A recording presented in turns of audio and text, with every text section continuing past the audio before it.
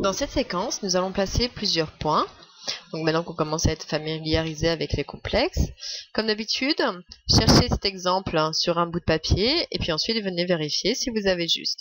Donc je vous rappelle que ici dans le plan complexe, c'est O, U sur l'axe horizontal et V sur l'axe vertical.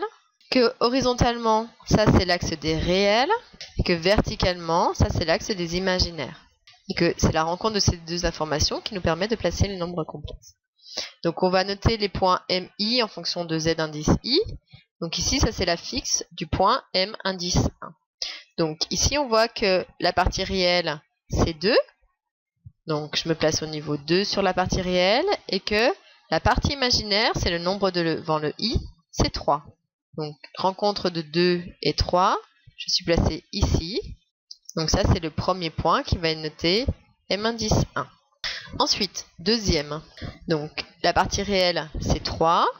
La partie imaginaire, c'est 1. Attention, c'est pas I, puisque c'est le nombre devant le I. Donc la rencontre de 3 avec 1I se fait ici. Et là, nous voyons M indice 2. Ensuite, pour M indice 3, c'est la partie réelle moins 1, ici, avec 2 sur l'axe des imaginaires.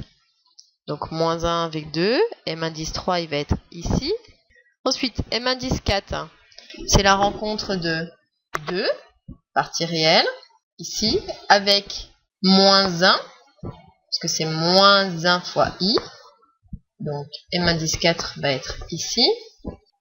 Ensuite M5, il va être placé à moins I. Donc on a vu qu'au niveau du vocabulaire, celui-ci s'appelait un imaginaire pur. Parce qu'en fait, il n'a pas de partie réelle. Et on va voir sur le dessin où il va être placé. Donc, moins 1i sur l'axe des imaginaires, il est ici. Ça va être M5. Donc, il est sur l'axe vertical, l'axe des imaginaires. C'est pour ça que c'est un imaginaire pur. M6, c'est 2i. Donc, toujours sur l'axe des imaginaires. Il est ici. Donc, lui aussi, c'est un imaginaire pur.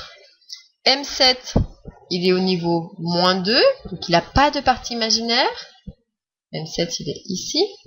Donc lui, c'est un réel, c'est normal, puisqu'il est situé exactement en plus sur l'axe des réels.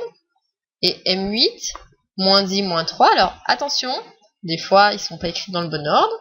Ici, la partie réelle, c'est moins 3. Donc on est déjà à moins 3. Et ensuite, en partie imaginaire, j'en ai moins 1, puisque c'est moins 1 fois I. Moins 3, moins 1. Donc le plus gros piège il était pour celui-là, pour M8. Faites bien attention de toujours réécrire à ce compte-là, plutôt déjà la partie réelle. Donc celui-là, on aurait mieux fait d'écrire moins 3, et ensuite la partie imaginaire, pour être sûr de ne pas se tromper.